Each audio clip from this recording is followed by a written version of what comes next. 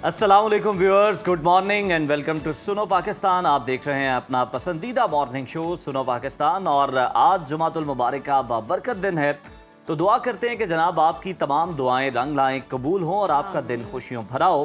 खाकसार को कहते हैं उज़ैर मलिक और प्रोग्राम में मेरा साथ देंगी जनाब मैं हूँ माहम जाहिद और आप तमाम देखने वालों को सुनो पाकिस्तान में खुशामदीद कहते हैं। और आज की जो सुबह है उज़ैर वो ख़बरों का तूफ़ान लेकर आई है, ऐसा तूफ़ान जो रुकने का नाम नहीं ले रहा है। मतलब हमारा इस्लामाबाद एक बार फिर आलमी सिफारतकारी का मरकज़ बन गया है। वाशिंगटन और तेहरान के दरमियान 85% मामलात तय पा चुके हैं और दिलचस्प बात यह है कि ईरान अपना फाइनल जवाब किसी भी वक्त पाकिस्तान के जरिए अमेरिका तक पहुंचा सकता है। तो क्या ट्रंप साहब वाकई इस्लामाबाद आ रहे हैं, आने वाले हैं? सस्पेंस इतना है कि हर कोई पूछ रहा है कि क्या एक सफ़े का ये 14 नकाती मुआहदा मशरिक़ वस्ता में लगी आग को बुझा पाएगा। लेकिन इसके साथ साथ हम देख रहे हैं जहाँ एक तरफ जंग बंदी की खुशबू आ रही है, वहीं दूसरी तरफ ईरान का पीठ में छुरा घोंपने वाला जो शिकवा है वो भी जायज़ है। जब मुज़ाकरात के बीच भी हमला हो जाए तो ट्रंप पर एतमाद कैसे किया जाए, आज हम इस पूरी आलमी बसात को सादा लफ्ज़ों में आपके सामने रखेंगे और डिस्कस करेंगे। इसी तरह पंजाब असम्बली ने कम उम्री की शादी के खिलाफ जो तारीखी बिल पास किया है उस पर भी माशरे में एक नई बहस छिड़ गई है। सुनो प्रोडक्शन के नए म्यूजिक प्लेटफॉर्म सुनो सुरताल से जज्बाती कलाम भी आप में पेश करेंगे और इसके अलावा एलर्जी से बचने के वो देसी टोटके जो आपके लिए जानना बेहद ज़रूरी है। ये सब कुछ शामिल होगा आज के प्रोग्राम में, तो जनाब हमारे साथ रहिए और आज की गुफ्तगू तो बहुत ही खास होने वाली ही है, तो प्रोग्राम को भरपूर तरीके से इंजॉय करें। नाज़रीन, ईरान पर जंग मुसल्लत करके ट्रंप को लगता है कि अपनी सियासत दांव पर लगा बैठे हैं। उनकी परेशानी कम होने की बजाय बढ़ती चली जा रही है और साफ दिखाई दे रहा है कि वो बहुत कंफ्यूज हैं। एक तरफ अपने सोशल मीडिया प्लेटफॉर्म पर बैठकर पैगामात लिखते हैं कि बस डील होने ही वाली है और फिर अगले लम्हे कहते हैं कि अगर बात ना मानी तो फिर ऐसी बमबारी होगी कि दुनिया याद रखेगी। अब दोबारा से खबरें ये आ रही हैं कि आइंदा हफ्ते ब्रेक थ्रू मुमकिन है। ईरान ने पाकिस्तान के जरिए अमेरिका को मुआहदे पर रद्द-ए-अमल देने का पैगाम दिया है और पूरी दुनिया की नजरें इस्लामाबाद पर लगी हुई हैं कि वहां से क्या पैगाम अमेरिका बिल्कुल ऐसा ही है। और अमरीकी मीडिया नाज़रीन दावा कर रहा है कि मुआहदा अब सिर्फ एक सफ़े तक सिमट गया है, यानी सिर्फ 14 नकात। लेकिन तेहरान अब भी होशियार है और अमेरिका पर किसी सूरत एतमाद करने को तैयार नहीं है, जो कि बनता भी है क्योंकि सदर ट्रंप कभी कुछ कहते हैं तो कभी कुछ। और सदर पज़ेश्कियान ने तो यहाँ तक कह दिया है कि अमरीका मुज़ाकरात के दौरान भी पीठ में छुरा घोंपने का माहिर है। और उधर अब नए हुर्मुज़ की बात करें तो वहाँ पर जी ईरान ने अपना नया रोब जमा लिया है। ऑपरेशन फ्रीडम भी ट्रंप की तवक्कुआत पर पूरा नहीं उतर सका है। सबसे बड़ा सवाल तो ये है कि अगर ब्रेक थ्रू हो जाता है तो क्या ट्रंप इस्लामाबाद आएंगे? इसी पेचीदा सूरत हाल को सुलझाने के लिए हमारे साथ कैलिफोर्निया से मौजूद हैं प्रोफेसर नईम जफर साहब। बहुत शुक्रिया आपके वक्त का। वेलकम टू सुनो पाकिस्तान। सर, ना ही अमेरिका को डील की कोई जल्दी है, ना ईरान इस मूड में है। पैगामात का तबादला ज़रूर हो रहा है। इस वक्त वाशिंगटन में क्या सोच पाई जा रही है? डील के हामी ज़्यादा हैं या जंग के हामी ज़्यादा हैं? डील के हामी ज़्यादा हैं। सब चाहते हैं कि कोई ना कोई विक्ट्री डिक्लेयर कर दें ताकि ट्रंप साहब की जो रेटिंग ज़रा पहले से बेहतर हो जाए। और ईरान भी चाहता है कि कुछ हो जाए ताकि वो ट्रेड शुरू कर सके, अपनी रिकंस्ट्रक्शन शुरू कर सकें। दोनों मुल्क चाहते हैं कि अमन हो जाए, दोनों नेगोशिएट कर रहे हैं। असली नेगोशिएशन तो हो रही है behind close door. Pakistan is very much involve. ये ट्वीट जो होती हैं लोगों को डिस्ट्रैक्ट करने के लिए हैं, अपने कवामी अपने लोकल आवाम को ज़रा खुश रखने के हैं, तो आप इसमें ज़्यादा तवज्जो मत दें। लेकिन progress is being made every day. Professor साहब, अमरीकी मीडिया कहता है कि मुआहदा 14 निकात पर मुश्तमिल एक सफ़े तक आ गया है, मगर ईरानी पार्लियामेंट से अमरीकी ख्वाहिशात की फहरिस्त कह रही है कि ये खलीज जो है ये कैसे पुर होगी? ये $1 मिलियन क्वेश्चन है। नहीं तो होगी, क्योंकि देखें ना पिछले कई सालों से, एक सैकड़ों साल से ये इंटरनेशनल वाटर्स था, तो अभी भी इंटरनेशनल वाटर्स। चक्कर ये है कि उसने ईरान ने जो माइंस फ्लोट कर दी हैं उनको कैप्चर करना है, तभी तो ये बंद हुई भी है क्योंकि माइंस फ्लोट हो गई हैं। तो ये जाहिर है कि इस पार्ट ऑफ द नेगोशिएशन हुआ कि ईरान कहेगा कि वाकई इंटरनेशनल वाटर्स है, इसको हम प्रोटेक्ट करेंगे, हम इनको इंटरफियर नहीं करेंगे, हमारी सैंक्शंस उठी जाएंगी। और उसके अमेरिका कहेगा कि आप न्यूक्लियर वेपन्स नहीं बनाएंगे 10 साल के लिए, 20 साल के लिए, 99 साल के लिए। तो अमेरिका की एक सफ़े में जो आ गया उसका अग्रीमेंट यही है। अमेरिका की सिर्फ एक रेड लाइन है कि आप न्यूक्लियर वेपन्स को इनकार कर दें, बाकी जो चाहिए आप बताएं क्या चाहिए आपको। सही सही। अच्छा, सदर ट्रंप ने प्रोजेक्ट फ्रीडम को वारजी तौर पर रोका है, क्या ये पाकिस्तान की दरख्वास्त पर किया गया है या ट्रंप अपनी जंगी हिकमत अमली के बोझ तले खुद ही दबते जा रहे हैं? जब तक इनको बहुत ज़्यादा प्रेशर आया था फ्रॉम खलीज के जो मुल्कों से, और पाकिस्तान ने भी किया था, यार क्या कर रहे हैं आप, इसमें से अगर आपको एक गोला वोला लग जाएगा फिर आप इन्वॉल्व हो जाओगे, वॉर एस्केलेट हो जाएगी। तो हम काम कर रहे हैं, यहाँ आने वाले हैं, आप बैठो तो अपने जहाज़ों को ला दोगे, कोई गलती से कोई एक्सीडेंट हो गया, ये एस्केलेट हो जाएगा। तो क्या ज़रूरत है, अभी होने वाला है, 1-2 हफ्ते ठहर जाएं आप, फिर चालू कर देंगे। तो आई थिंक उसने he listen to UAE, China ने भी कहा है और लोगों ने भी कहा है कि इसमें कोई फ़ायदा नहीं है करने का, कुछ दिन की बात है। तो वो ही अंडरस्टूड कि इसका नुकसान ज़्यादा है, फ़ायदा कम है। सही। जनूबी कोरिया के जहाज़ पर हमले का इल्ज़ाम, UAE पर हमलों का इल्ज़ाम, ये सब कुछ ईरान पर लगाया गया। ईरान सख्ती से तरदीद भी कर रहा है, तो क्या इसराइल के खुफिया ऑपरेशन इस डील को आपको लगता है नाकाम बनाने की साजिशें कर रहे हैं, क्योंकि स्पॉइलर का खतरा तो पहले से मौजूद था? इसमें जिससे ज़्यादा जो रो रहा है बैठ के वो इसराइली है, क्योंकि वो तो चाहता था कि बमबारी होती रहे ताकि मजीद नुकसान पहुंचाया जाए ईरान को। तो ज़ाहिर है वो तो ऐसी काम करते हैं हमेशा इसराइल, लेकिन आई थिंक यहाँ other forces are at play. Trump भी कह रहा है कि यार इसराइल तुम आराम से बैठो, तुम्हें इसलाह बेचना इनकार कर देंगे तो तुम ज़्यादा शरारतें की। तो उसकी बात को समझ आ गई है, तो थोड़ा सा अपने आप को काबू करके बैठे हुए हैं, लेकिन उसके अलावा हर कोई चाहता है कि ख़त्म हो जाए काम। ठीक ठीक। अच्छा, अमरीकी अवाम में ट्रंप के जंगी बयानिए के खिलाफ कोई 87% गुस्सा पाया जाता है। इस गिरती हुई मकबूलियत को आपको लगता है कि ट्रंप बचा पाएंगे? बचा पाना इज डिफिकल्ट थिंग टू से, बचाना पाना मुश्किल होगा, लेकिन अभी तो उसके बाद 3-3.5 साल रहते हैं, तो काफ़ी मजीद हंगामे कर सकता है ये। इम्कान ये है कि अगर मिड टर्म इलेक्शन में अगर कांग्रेस में डेमोक्रेटिक पार्टी की हो जाए, ज़ियाफत हो जाए, तो ये अमेरिका में ये होता है कि जो लीडिंग पार्टी होती है, they appoint all the chairman of all committees. So there are 20-30 committees होती हैं, foreign affair committee, allocation committee, budget committee, उसके चेयरमैन सारे तब्दील होकर डेमोक्रेट हो जाएंगे, फिर वो ट्रंप के एजेंडे में ब्रेक एंड मार सकते हैं। तो यही है खतरा। ट्रंप तो खैर नहीं रहेंगे प्रेसिडेंट, लेकिन उनके जो प्रोग्रेशन कर रहे थे ना, ये भी कर दो, टैरिफ भी कर दो, ये भी कर दो, वो भी कर दो, उसमें ज़रा ब्रेकें लगनी शुरू हो जाएगी, ताकि कुछ नॉर्मल सी आ जाए अमेरिका में भी। सही। ईरानी वज़ीर ख़ारजा अब्बास अराग़ची ने चीन का इंतहाई अहम दौरा किया। चीन ने इस जंग को गैर कानूनी करार देकर ईरान की हिमायत भी की है। क्या बीजिंग इस पूरे मंजरनामे में अमेरिका को आउट प्ले करने की पोजीशन में है? चीन के मोहतात रवैये की वजह आपको क्या समझ आती है? चीन को फ़ायदा नहीं है इन्वॉल्व करने का। चीन बिहाइंड द सीन डिप्लोमेसी कर रहा है, इसमें फ़ायदा चीन का काफ़ी ज़्यादा है, क्योंकि एक दफ़ा अगर ये चालू हो जाए, जंग ख़त्म हो जाए, हरमुज़ चालू हो जाए, ज़रा जो ऑयल आती है वो चीन सबसे ज़्यादा चीन लेता है। तो चीन को ये भी पता है कि अमेरिका बैक डाउन कर जाएगा, वैसे भी बैक ऑफ कर रहा है, तो कौन इन्फ्लुएंस करेगा उस इलाके को, मिडल ईस्ट को। तो चीन will play a large size role.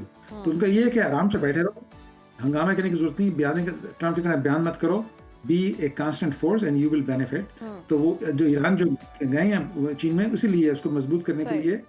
सो आप चीन का भी फायदा है, पाकिस्तान का भी फायदा है। सही। अच्छा प्रोफेसर साहब, ट्रंप ने पिछले दिनों चीन का दौरा मौखर किया। आपकी मालूमात के मुताबिक अगर डील हो जाती है तो क्या ट्रंप पाकिस्तान का दौरा कर सकते हैं? आई थिंक इसके काफ़ी ज़्यादा चांसेस हैं, 70% मेरे ख्याल में पास है कि करेंगे। ये एक दिन के लिए आएंगे ताकि झंडा लगा के हाथ मिला के ऑप्स हो जाए विक्ट्री करने के लिए। ट्रंप देखे ना, उसकी ईगो की बात है, he wants a big stage, ताकि वो डिक्लेयर कर दे कि I am the king. So Pakistan will do everything to make him feel like a king. आपको पता ही है हमारे प्राइम मिनिस्टर साहब और फील्ड मार्शल साहब वाजी उसके दोस्त हैं। तो I think this is a good chance कि वेरी शॉर्ट ट्रिप होगा, only for declare the victory when everything is negotiated. Professor साहब, क्या आपको लगता है कि जो मुमकिन डील की हम बातें सुन रहे हैं कि इस्लामाबाद में दोबारा से ये लोग जो हैं वो आ सकते हैं, बैठ सकते हैं और किसी डील का ऐलान कर सकते हैं, तो ईरान जो है किन चीज़ों पर कॉम्प्रोमाइज़ करने को तैयार होगा और बदले में ईरान को अमेरिका से क्या मिलेगा? उसकी लिस्ट लंबी है जी। ओनली थिंग ईरान को ये कह रहा है कि जी मैं न्यूक्लियर वेपन नहीं बनाऊंगा, आप इंटरनेशनल ऑब्जर्वेशन कर दें। अब ये नहीं बनाऊंगा कितने साल के लिए, 20 साल के लिए, 40 साल के लिए या 100 साल के लिए? तो ऐसा कोई वो इस्तेमाल करेंगे कि हाँ ताकि ईरान भी कह सके अपने लोगों को कि हमने इनकार नहीं किया, हमने जैसे डिले किया है, तो हमने we did not give up our sovereignty. तो ईरान उसको विक्ट्री डिक्लेयर कर देगा। उसको इमरान चाहिए क्या है ईरान को? उसकी लिस्ट में ये है सारी सैंक्शन उठाएं, हमें सिविलियन यूज के लिए न्यूक्लियर आप बना के दें, और हमें इंटरनेशनल कम्युनिटी में वेलकम करें, हम इंटरनेशनल ट्रेड हमें करने दें किस सारी बैंकिंग में, और हमें रिस्पेक्ट दें इस हिसाब में, और इसके हमें पैसे चाहिए रिकंस्ट्रक्शन करने के लिए। तो उसके लिए ट्रंप साहब ये कह सकते हैं चले आप ये हरमुज में टोल कलेक्ट कर लें 6 महीने के लिए या 9 महीने के लिए, तो उससे आपके बन जाएंगे 5 बिलियन, उसे रिकंस्ट्रक्शन कर लो। तो देखो ना, मैं तो बैठ के यहाँ नेगोशिएट खुद ही कर सकता हूँ, ये it's not a difficult negotiation.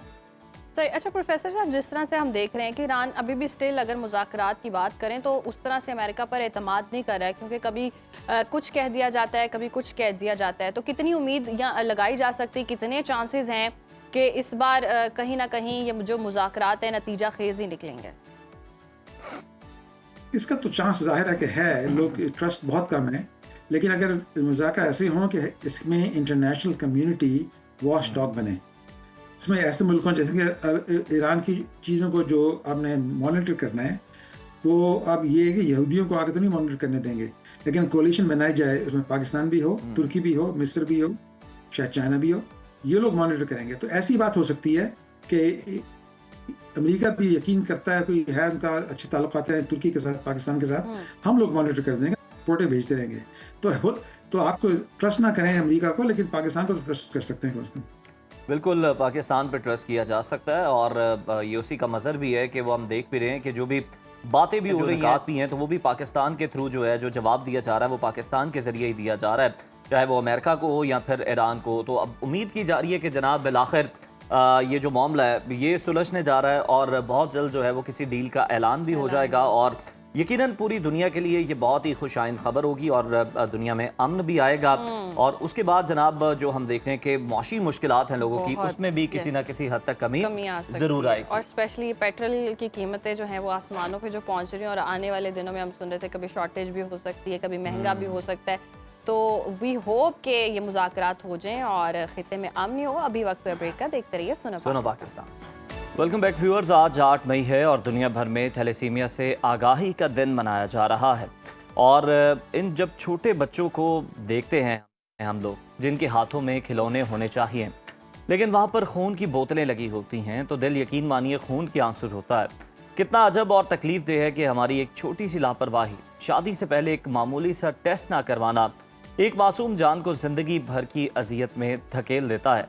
और पाकिस्तान में 1,30,00,000 से ज़ायद लोग इस बीमारी के कैरियर हैं, यानी उनके अंदर ये जिनियाती असर तो मौजूद है मगर उन्हें खुद पता ही नहीं है। और सबसे ज़्यादा ख़तरनाक बात ये कि हमारे यहाँ 60% शादियाँ फर्स्ट कज़न्स में होती हैं, और मजमूई तौर पर 90% शादियाँ ख़ानदान या बरादरी के अंदर हो रही हैं।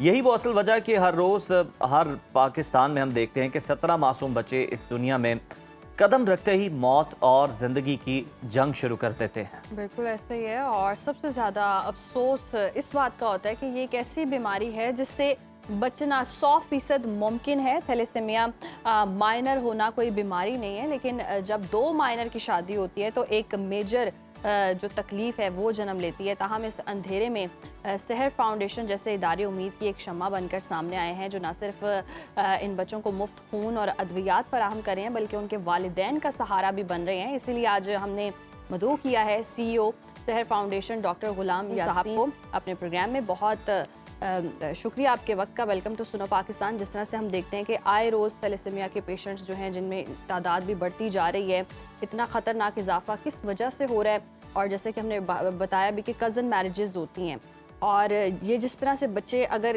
किसी में कैरियर पाया जाता है तो कितने चांसेस हैं कि मज़ीद स्वेयर कंडीशन हो सकती है? जी बहुत शुक्रिया। यकीनन हमारे मुआशरे पे एक बहुत बड़ा बोझ है थैलेसीमिया के बच्चे। यहाँ 2 चीज़ें हम क्लियर करना चाहते हैं, जिस तरह आप फरमा रहे हैं, और हमारे यहाँ एक मिथ भी है।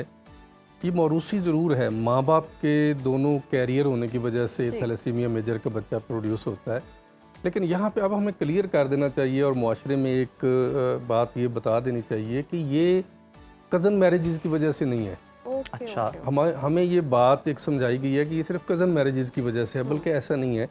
हमारे पास दर्जनों केसेस ऐसे हैं जो कहते हैं कि जी हमारी तो नस्लें एक दूसरे को नहीं जानती थी, हम कहीं शिफ्ट हुए, वो भी लोग वहाँ थे, आपस में अंडरस्टैंडिंग हुई और शादी हो गई, लेकिन क्योंकि वो दोनों कैरियर थे तो बच्चा डिलीवर जो हुआ वो थैलेसीमिया मेजर का हुआ।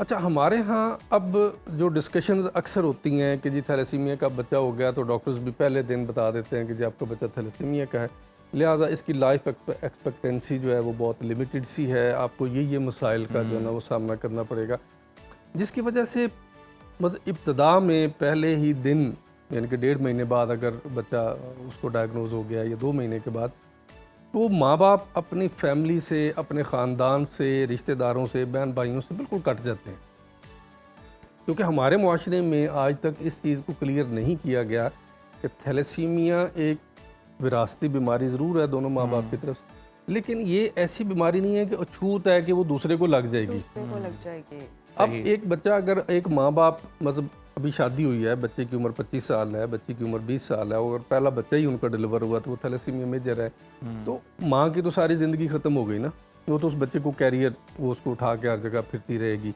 बाप ठीक है वो कमाएगा जहाँ भी जाएगा, लेकिन उसके जहन में हर वक्त उसका बच्चा फंसा रहेगा। तो अब हमें जो मुआशरे में डिस्कशंस करनी चाहिए, एक तो हमारा कानून मौजूद है, हमें लास्ट टाइम भी डिस्कस की, लेकिन कानून पे अमल नहीं है कि अगर सिर्फ एक सिंपल सा टेस्ट, जिस तरह आपने फरमाया है कि एक सिंपल सा टेस्ट इलेक्ट्रोफोरेसिस का करवा लिया जाए, और अगर वो दोनों कैरियर हैं तो उनको मना कर दिया जाए। और मैं कहता हूँ कि अब इससे स्टेप अहेड होना चाहिए, उसकी सज़ा रखी जाए जी, कि जो ऐसा करते हैं उनको सज़ा दी जाए, ताकि हमारे मुआशरे में ये इतना बड़ा बोझ, अब देखना 1.5 लाख बच्चा इस वक्त है, 7,000 बच्चा हर साल मौत की वादी में चला जाता है। अब वो 7,000 बच्चा नहीं है, 7,000 ख़ानदान है। आप गांव में जाएं, आप कहीं जाएं, आप एक बच्चा जब वो फौत होता है तो वो एक पूरे ख़ानदान के लिए एक अजियत का सबब होता है और मुआशरे पे बहुत बड़ा बोझ है। आप उसके लिए मुआशरा क्या करता है, बच्चा पहले दिन डिलीवर हुआ, डायग्नोज हुआ, अब हर महीने या 20 दिन बाद, 15 दिन बाद उसको एक ब्लड के बैग चाहिए, कौन देगा? हमारे मुआशरे में आप देखें ना, चंद एक इदारे हैं जो ब्लड देने वाले हैं जी, सही। अब वो माँ बाप एक तो साइकोलॉजिकली इतने बड़े प्रॉब्लम का शिकार हो जाते हैं, सेकेंडली उनको ब्लड मिलता नहीं है, वो दर बदर के धक्के खाते फिरते हैं। हमें मुआशरे में अब ये आगे स्टेप अहेड करना चाहिए कि इसकी इब्तदाई वो इलामात क्या हैं या क्या होना चाहिए। स्टेप अहेड ये करना चाहिए कि हमें अपने इदारों को स्ट्रॉन्ग करना चाहिए। सबसे पहले तो हमें हॉस्पिटल्स में ऐसी सोसाइटियाँ बनानी चाहिए कि इनके वालदैन को आपस में बिठाया जाए, वो अपने तजर्बात शेयर किया जाए, डॉक्टर्स को बताया जाए कि अगर भाई ये आप इनको डायग्नोज कर दिया है तो अब इनके लिए आसानी होनी चाहिए, इनको दर बदर की ठोकरें नहीं खानी चाहिए। इनके अगर बच्चे कुछ अरसे बाद उनको क्लेशन की ज़रूरत है, दूसरी चीज़ों की ज़रूरत है, तो उनके लिए वो आसान हो। आप हमारे पास कभी सार फाउंडेशन पे आएँ, इतने इतने पेट लेके बच्चे आते हैं, आयरन 12-12 हज़ार होता है, और उनके हालत मतलब जब अब पहले की तस्वीरें देखें तो वो बच्चा गोरा चिट्टा होता है, फैमिली वाइज जो उनका कलर होता है, लेकिन उसके आयरन जो है ना ओवरलोड की वजह से उनका रंग इतना काला स्याह हो जाता है, हड्डियाँ भुरभुरी हो जाती हैं, सर की ये मैक्सिलरी बोन कहीं जा रही होती हैं, हेड किसी की लॉन्ग बोन्स हो जाती हैं, किसी को बिल्कुल बोन्स बैठ जाती हैं, किसी की डी शेप हो जाती हैं। तो इन चीज़ों से बचाने के लिए हमें मुआशरे में भी अहम किरदार अदा करना चाहिए। और हमारे यहाँ एक चीज़ शुरू दिन से दिखाई जाती है कि ओहो हो ये बच्चा, ओहो जी थैलेसीमिया का, वो तो अब ये तो इसके लिए मौत लाजमी हो गई जी। हमारे पास सहार वेलफेयर फाउंडेशन में हम लोग क्या करते हैं कि हम अपनी सक्सेस स्टोरीज मुआशरे में शेयर करते हैं, ताकि जिन माँ बाप के बच्चे अभी न्यू डिलीवर हुए हैं और उनके डायग्नोज हुए हैं, उनको ये एहसास हो, उनके अंदर एक हमदर्दी मोहब्बत का पता चले कि नहीं इसका इलाज भी मौजूद है और बहुत सारे बच्चे नॉर्मल लाइफ गुजार रहे हैं। क्या डॉक्टर साहब शरह इलाज की मतलब जो कामयाब है, सक्सेस रेशो क्या है इसमें? सर हमारे पास जितने भी बच्चे आ रहे हैं, मैं आपकी टीम को दावत देता हूँ, आप हमारे कैंप में आएँ। अभी 3 मई को हमारा कैंप था। हमारे पास जितने बच्चे अर्ली स्टेजेस से आ रहे हैं सही, वो अल्हम्दुलिल्लाह सुम्मा अल्हम्दुलिल्लाह 95% नॉर्मल है। अच्छा, ना तो उनकी बोन्स डी शेप होती हैं। तो आपका क्या तरीका इलाज? हम होम्योपैथी तरीका इलाज से करते हैं, जो कि एक नेचुरल सब्सटेंसेज हैं। अब देखें, अगर सपोज मैं आपको एक माशरे की बात बताता हूँ, या अगर हम अपने सिस्टम की बात करते हैं, तो होम्योपैथी से अगर एक बच्चा ठीक होता है जी, तो क्या वो कसूर होम्योपैथी का है कि उसको प्रमोट नहीं किया जाता? नहीं किया। और अगर एलोपैथी इस वक्त ट्रेडिशनल मेडिसिन के तौर पर काम कर रही है, जबकि WHO भी मानता है कि होम्योपैथी इस वक्त second largest treatment of the world है, तो अगर होम्योपैथी उसको सेफ कर सकती है, हमने इस वक्त तक हज़ारों बैग, मेरा ख्याल है कि अगर आप कहें तो 40 से 50,000 बैग इन 12-14 सालों में बचा चुके हैं कौम के। इसी तरह हमारे पास हीमोफीलिया के बच्चे हैं, फैक्टर 8 का इंजेक्शन 20,000 का है, जिस बच्चे को हफ्ते बाद लगता है, आप 3-3 महीने बाद लगता है, 6-6 महीने बाद लगता है। कई बच्चे ऐसे जिनको लगता भी नहीं है। करोड़ों रुपए सालाना हम बचा रहे हैं। तो क्या सिर्फ इसलिए इस चीज़ को कि भी होम्योपैथी से ठीक हो रहा है, इसको आगे नहीं आने देना? अच्छा डॉक्टर साहब, यानी कि ये होम्योपैथिक इलाज है और ये कितने फिर ड्यूरेशन इसकी कितनी प्रोसीजर देखिए, थैलेसीमिया में कोई ड्यूरेशन नहीं है। ठीक है। थैलेसीमिया के बच्चे हमारे पास चल रहे हैं, जो बच्चे इब्तदाई तौर पर 2010 से हमने सिलसिला शुरू किया था, वो आज भी आ रहे हैं बहुत सारे बच्चे। आप उनको देख के ये तसव्वुर नहीं कर सकते कि ये बच्चा थैलेसीमिया का है। वो बाज़ ब्लड लगवाने जाते हैं तो वो भी उनको वापस भेजते हैं कि ये थैलेसीमिया का नहीं है, तो बिल्कुल नॉर्मल बच्चा नज़र आ रहा है, क्योंकि उसकी स्प्लीन नॉर्मल है, उसका लिवर नॉर्मल है, हार्ट नॉर्मल है, उसको किसी किस्म की कोई सीजनल चेंजेस अफेक्ट नहीं करती, उसकी बोन 100% जिस तरह एक नॉर्मल बच्चे की बोन्स हैं, और वो स्कूल गोइंग है। हमें अब मुआशरे में ये करना चाहिए कि ये सक्सेस स्टोरीज हमें शेयर करनी चाहिए मीडिया पे, ताकि जो माँ बाप बेचारे इब्तदाई तौर पर फंसे हैं उनके लिए एक कहानी सक्सेस स्टोरी के तौर पर मौजूद हो और उनको एक हौसला हो, उनको मेंटली तौर पर ये बताएं कि आप कब से ये इलाज कर रहे हैं, और जब से आपने इलाज का आगाज़ किया, कभी आपने ब्लड बैग जो है वो नहीं लगाया बच्चों को, और हमेशा मेडिसिन से ही, होम्योपैथिक मेडिसिन से ही इनको इलाज करते रहे? इनका हमारे पास भी बच्चे आते हैं, बहुत सारे बच्चे, इसमें 3 तरह के बच्चे हैं। एक तो ये है कि ब्लड बैग उनको मंथली लग रहा है, सही, उसमें कोई गैप नहीं आया, लेकिन उसका आयरन लेवल ठीक हो गया है, स्प्लीन नॉर्मल है, लिवर नॉर्मल है, उसकी बोन्स नॉर्मल है, साइकी तौर पर वो बच्चा नॉर्मल है, वो स्कूल गोइंग है, भागता है, दौड़ता है, उसको ये एहसास नहीं होता कि मैं बीमार हूँ। दूसरे सेकंड जो इसकी फॉर्म आप कह लें, वो ये है कि अगर उसको 15 दिन बाद लग रहा था, तो आज महीने या 2 महीने के बाद लग रहा है, और बाकी सारी चीज़ें नॉर्मल है। हमारे पास 2 सक्सेस स्टोरीज ऐसी हैं। एक बच्ची है, उसको मंथली लगता था, आज 3.25 साल हो गए हैं, उसको ब्लड नहीं लगा अभी तक, जबकि हमारे ट्रीटमेंट के दौरान एक दफ़ा उसको कोई सीवियर किस्म की इन्फेक्शन हुई, जैसे ये डेंगू आया और ये कोविड आया, तो उसको हॉस्पिटलाइज होना पड़ा, जैसे एक आम बच्चा बीमार होता है। उस वक्त उसको कुछ ब्लड बैग लगे, अदरवाइज इस वक्त फिर 3.25 साल हो गए, उसको ब्लड बैग नहीं लगा।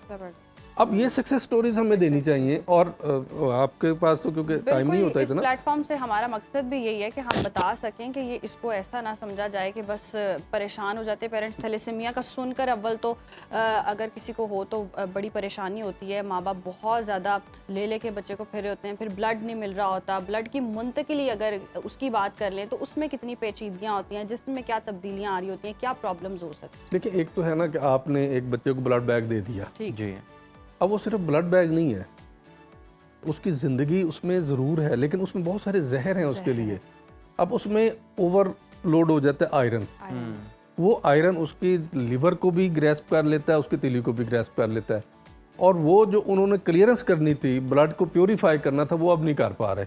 ठीक, अब उसके लिए क्या होता है कि 8 घंटे एक बच्चे को बिठाया जाता है क्लेशन थेरेपी के लिए। अब एक बच्चा अकेला तो बैठ नहीं सकता, अगर उसकी उम्र 2.5 साल या 3 साल है, क्या होगा, माँ को बैठना पड़ेगा।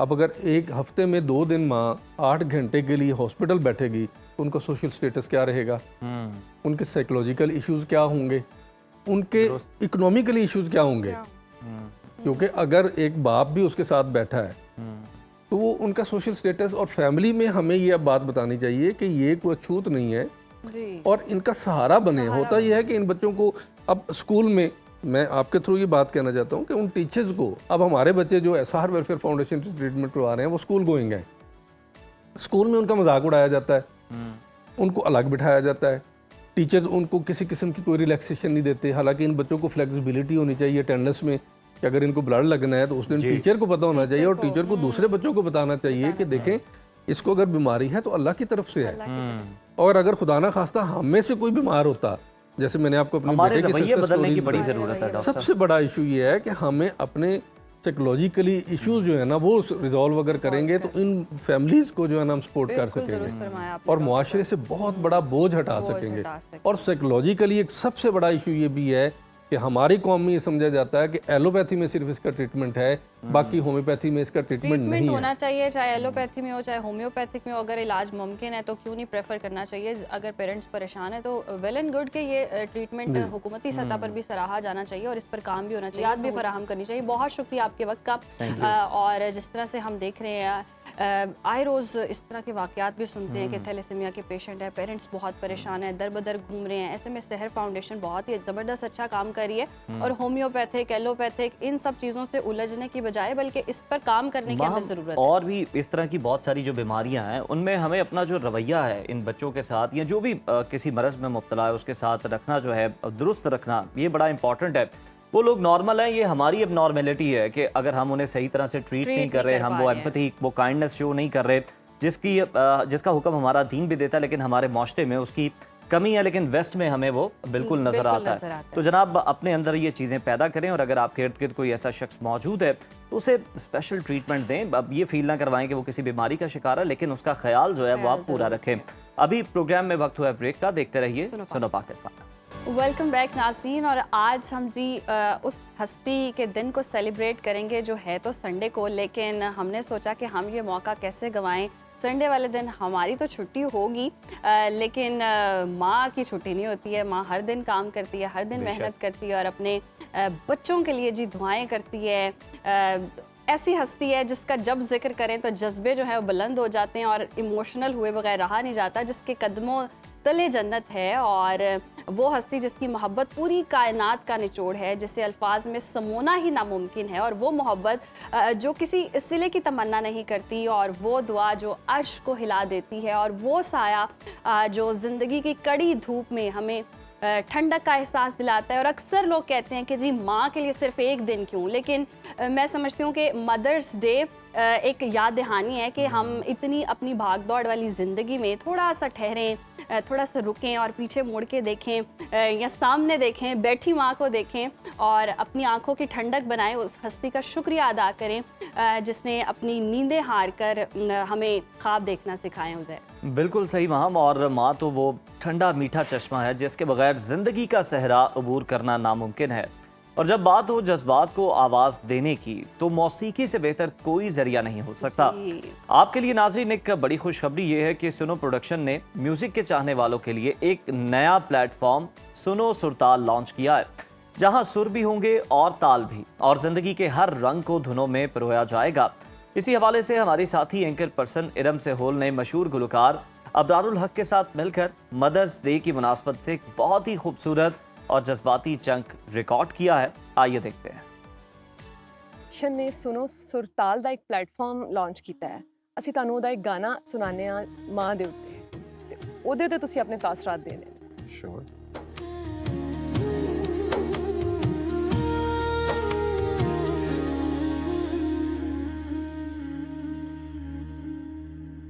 तेरी याद बड़ी आउंदी है, तेरी याद बड़ी आउंदी है, मेरे ठंड कलेजे पाउंदी है, तेरी लोरियां दी सुरताल मिठी मैनू अजे भी रात सोंदी है, तेरी याद बड़ी आउंदी है।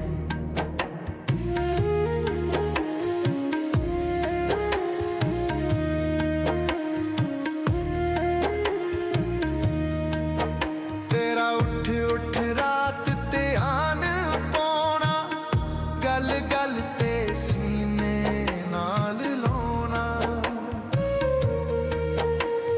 मत्था तपिया ते बैठी आप रोई,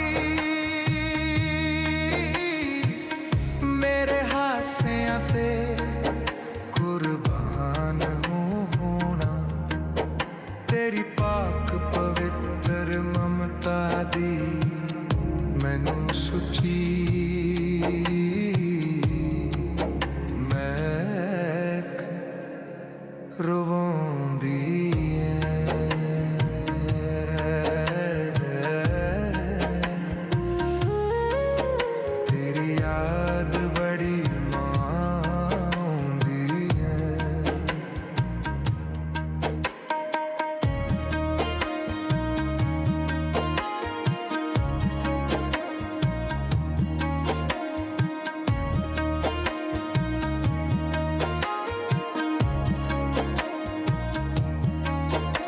ਜਦ ਕਦਮ ਪਹਿਲਾ ਮੈਂ ਚੁੱਕਿਆ ਸੀ ਜਗ ਵਾਰ ਨਾ ਤਦ ਤੂੰ ਸੁਖਿਆ ਸੀ ਦਿਨ ਰਾਤ ਤੂੰ ਸੁਪਨੇ ਵੇਖਦੀ ਰਹੀ ਕਈ ਵਾਰ ਤੇਰਾ ਦਿਲ ਟੁੱਟਿਆ ਸੀ ਜੋ ਹਸਰਤ ਦਿਲ ਵਿੱਚ ਲੈ ਗਈ ਤੂੰ ਉੱਠ ਸੀਨੇ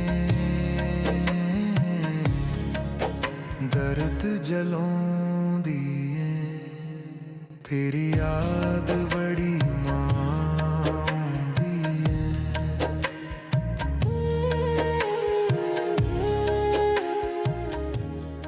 ਇਹ ਮਾਂ ਵਾਲਾ ਕਲਾਮ ਸੁਣ ਕੇ ਤੁਹਾਨੂੰ ਕਿਵੇਂ ਦਾ ਲੱਗਿਆ? ਬਸ ਮਾਂ ਯਾਦ ਆ ਜਾਂਦੀ ਹੈ ਹੋਰ ਕੀ ਹੈ ਜਿਨ੍ਹਾਂ ਲੋਕਾਂ ਦੀਆਂ ਕਿ ਉਹਨੇ ਕਿਹਾ ਸੀ ਨਾ ਜਿਨ੍ਹਾਂ ਘਰਾਂ ਵਿੱਚ ਮਾਂ ਨਹੀਂ ਹੁੰਦੀ ਜੀ ਉਹਨਾਂ ਦੇ ਵਿਹੜੇ ਛਾਂ ਨਹੀਂ ਹੁੰਦੀ ਹਾਂਜੀ ਪੁੱਤਰ ਭਾਵੇਂ ਜਾਨ ਵੀ ਮੰਗਣ ਮਾਵਾਂ ਕੋਲੋਂ ਨਾ ਨਹੀਂ ਹੁੰਦੀ ਬਿਲਕੁਲ ਤੋ ਬਹੁਤ ਵੱਡਾ ਰਿਸ਼ਤਾ ਹੈ ਔਰ ਜਿਹੜੀਆਂ ਗੱਲਾਂ ਇਸ ਕਲਾਮ ਵਿੱਚ ਕੀਤੀਆਂ ਗਈਆਂ ਨੇ ਜੀ ਹਰਫ ਬਾ ਹਰਫ ਮੇਰੀ ਫੀਲਿੰਗਸ ਦੀ ਤਰਜਮਾਨੀ ਜੀ ਕਰਦੀਆਂ ਨੇ ਬਿਲਕੁਲ।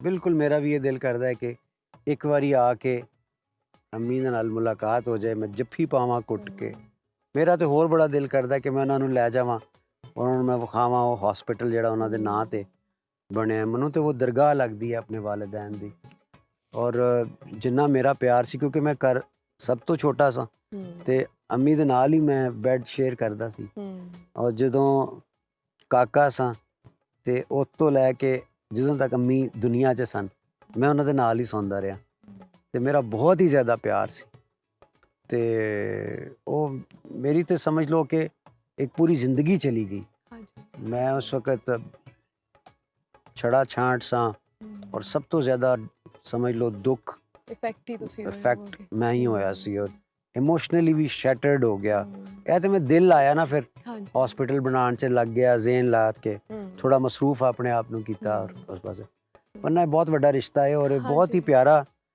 ਇਹਨਾਂ ਨੇ ਉਹਨੂੰ ਐਕਸਪ੍ਰੈਸ ਕੀਤਾ ਹੈ ਉਸ ਜੀ, ਰਿਸ਼ਤੇ ਨੂੰ। ਬਿਲਕੁਲ ਬਹੁਤ ਸ਼ੁਕਰੀਆ ਇਬਰਾਰ ਸਾਹਿਬ ਮਾਂ ਦੀਆਂ ਗੱਲਾਂ ਹੋ ਰਹੀਆਂ ਨੇ ਤੇ ਸਾਡੇ ਵੇਖਣ ਵਾਲਿਆਂ ਨੂੰ ਕੋਈ ਮਾਂ ਦੇ ਉੱਤੇ ਗਾਣਾ ਹੀ ਸੁਣਾ ਦਿਓ। ਮਾਂ ਤੂੰ ਚੇਤੇ ਆਉਣੋਂ ਹਟਦੀ ਨਾ ਐਗਜ਼ੈਕਟਲੀ ਉਹੀ ਗੱਲਾਂ ਨੇ ਜਿਹੜੀਆਂ ਇਹਦੇ 'ਚ ਕਲਾਮ ਚ ਤੁਸੀਂ ਸੱਜਾਦ ਸਾਹਿਬ ਨੇ ਕੀਤੀਆਂ ਨੇ ਹੂੰ, ਤੇਰੇ ਬਾਝੋਂ ਏ ਦੁੱਖ ਦਿਲ ਦਾ ਦੱਸ ਮੈਂ ਕਿਨੂੰ ਕਾਂ ਮਾਂ ਤੂੰ ਯਾਦ ਆਉਣੋਂ ਹਟਦੀ ਨਾ ਖੈਰਾਂ ਮੰਗਦੀ ਰਹਿੰਦੀ ਸੈਂ ਤੂੰ ਮੇਰੇ ਸਿਰ ਦੀਆਂ ਮਾਏ ਜਾਵੇ ਪੁੱਤਰਾ ਤੈਨੂੰ ਅੱਲਾ ਅਰਸ਼ਾਂ ਦੇ ਰੰਗ ਲਾਏ ਮੇਰੀ ਦੌਲਤ ਇੱਜ਼ਤ ਸ਼ੋਹਰਤ ਸਭ ਕੁਝ ਤੇਰੇ ਨਾਂ ਮਾਂ ਤੂੰ ਚੇਤੇ ਆਉਣੋਂ ਹਟਦੀ ਨਾ ਇੱਕ ਵਾਰੀ ਚੱਲ ਖਾਬ 'ਚ ਆ ਜਾ ਆ ਕੇ ਸੀਨੇ ਲਾ ਜਾ ਜਿਹੜਾ ਪਾਂਬਲ ਬਲਦੈ ਮਾਏ ਆ ਕੇ ਆਪ ਬੁਝਾ ਜਾ ਤੇਰੀ ਯਾਦ 'ਚ ਅਥਰੂ ਕੇਰਾਂ ਜਦ ਵੀ ਕੱਲਾ ਬਾਂ ਮਾਂ ਤੂੰ ਚੇਤੇ ਆਉਣੋਂ ਹਟਦੀ ਨਾ ਮਾਂ ਤੂੰ ਯਾਦ ਆਉਣੋਂ ਹਟਦੀ ਨਾ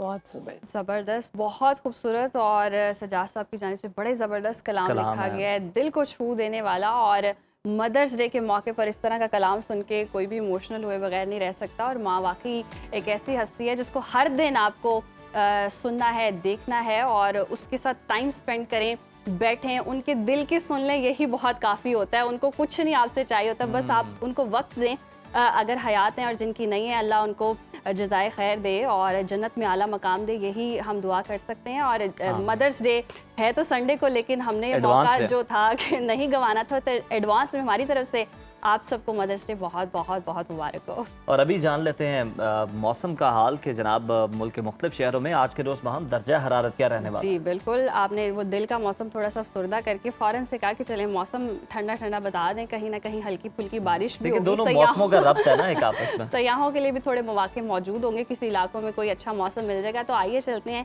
और देखते हैं कि मुख्तलिफ शहरों में मौसम की क्या सूरत हाल है।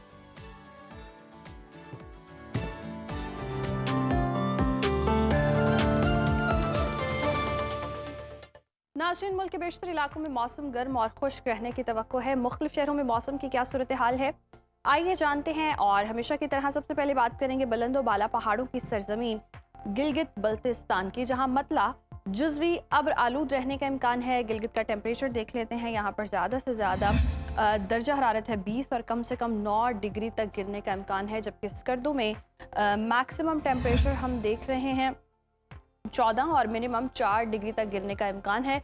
महकमा मौसमियात के मुताबिक आइंदा 24 घंटों के दौरान चंद मकामात पर गरज चमक के साथ बारिश का भी इम्कान है। आज़ाद कश्मीर में मतला जुज़वी अब्र आलूद रहने का इम्कान है। दारुल हुकूमत मुजफ्फराबाद का रुख करें तो यहाँ पर हम देख रहे हैं ज़्यादा से ज़्यादा दर्जा हरारत है 29 और कम से कम 18 डिग्री रहने की तवक्को है, जबकि श्रीनगर में ज़्यादा से ज़्यादा पारा है 25 और कम से कम 8 डिग्री तक रहने का इम्कान है। मौसम का हाल बताने वालों ने आइंदा 24 घंटों के दौरान चंद मकामात पर यालाबारी का भी इम्कान जाहिर किया है। और अब बात कर लेते हैं मेज़बानों की धरती खैबर पख्तूनख्वा के मौसम की, जहां हम देखते हैं सुबह के बेशतर अजला बलाई अजला में मौसम खुश्क और मतला जुज़वी अब्र आलूद रहने का इम्कान है।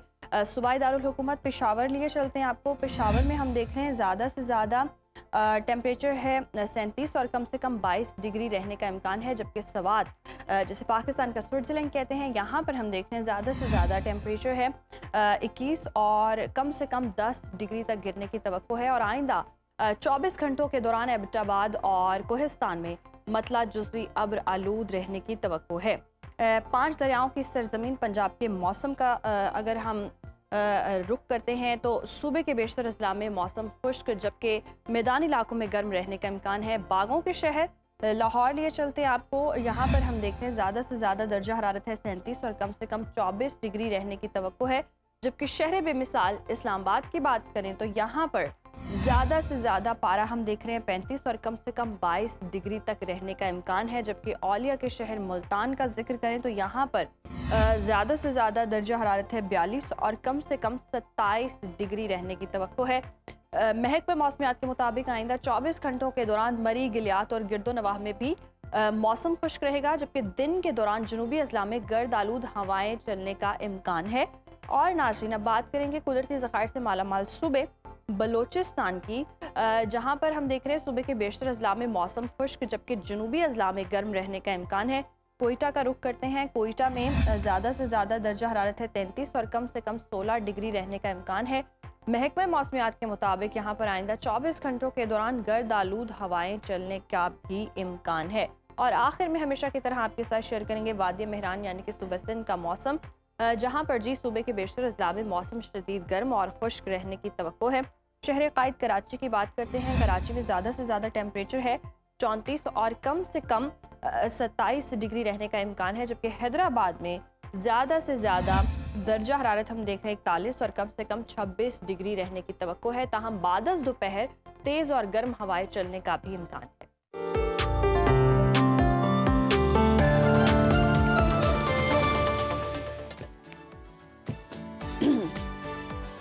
जी तो नाज़रीन, ये था मौसम का हाल। और इसी मौसम में समटाइम्स जो हम गलतियाँ करते हैं उस पर उज़ैर आज हम डिस्कशन कर लेते हैं। आपने कभी गौर किया है कि हम इंसान बहुत ही अजीब हैं, सुकून की तलाश में अक्सर अपनी सेहत को ही इग्नोर कर देते हैं। सबसे ज़्यादा हम देखते हैं कि जब बाहर निकलते हैं और झुलसा देने वाली धूप, तपती धूप होती है, वहाँ से आप घर में जल्दी जल्दी जब आए और पहला काम आपने ये किया कि आप सीधा एसी वाले कमरे में बैठ जाते हैं, या फिर कुछ तो ऐसे होते हैं जाके ही एसी के नीचे बैठते हैं। वो ठंडक जो होती है उस लम्हे हमें लग रहा था कि हम जन्नत में आ गए। लेकिन क्या आपने कभी सोचा है कि आपका ये नाजुक सा जिस्म जो बाहर की आग से लड़ रहा था और अचानक आप बर्फीले ठंडक वाले माहौल में आ गए तो क्या महसूस कर रहा होगा? डॉक्टर्स जो हैं इसे थर्मल शॉक कहते हैं। ये ऐसा ही है, जैसे आप तपते हुए तवे पर ठंडा पानी डाल दें तो क्या होता है। तो बिल्कुल इसी तरह जी हमारा जो अंदरूनी निज़ाम भी है वो चीख उठता है जैसे ही वो गर्मी से फ़ौरन से सर्दी में आता है, तो उसको भी वही वाले मसाइल होते हैं जो तवे पर रोटी को मसाइल होते हैं या पानी डाल दो तो वो मसाइल होते हैं।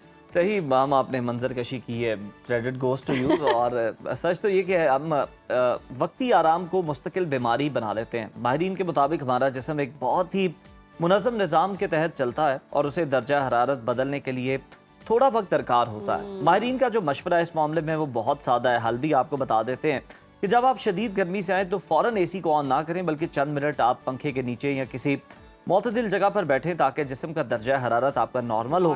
खुद को हाइड्रेट रखें ताकि जिस्म इस तब्दीली को बर्दाश्त कर सके। और माहिरीन खबरदार करते हैं कि एसी की बराह रास्त हवा और बहुत कम दर्जा हरारत आपके गले और फेफड़ों के लिए दुश्मन हो सकता है। तो थोड़ा सा सब्र करें, जिस्म को नॉर्मल होने दें और फिर जनाब ठंडक के आप मजे ले सकते हैं, क्योंकि तंदुरुस्ती है तो सब कुछ है।